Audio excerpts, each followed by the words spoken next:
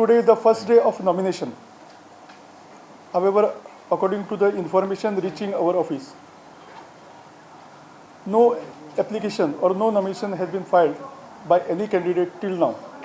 जितले आता आमी चार पांच पार्टीक हें केलां कित्याक आमची टीम हांगासर जी बसता तांणी थोडे थोडे एडवर्टायजमेंट्स किंवा प्रमोशन आयडेंटिफाय केले आनी ज्या ज्या पॉलिटिकल पार्टीचे ते आसत ते सगळ्यांक आमी नोटिसीस धाडून दिल्या either to refrain from doing this किंवा आमी तांचेर एक्शन घेतलें म्हणून.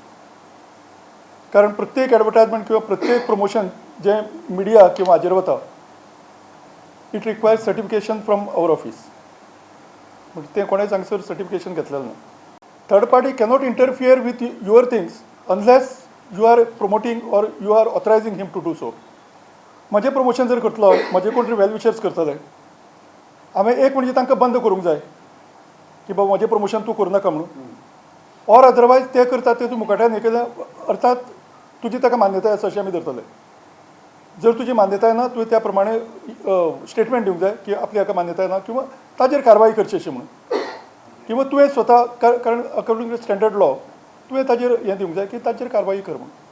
No, they can do it, but those contents are required to be certified by Media Monitoring Committee, which has been established under the guidance of, means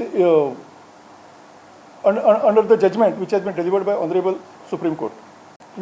We have our own team, which is working on Facebook pages and other social media.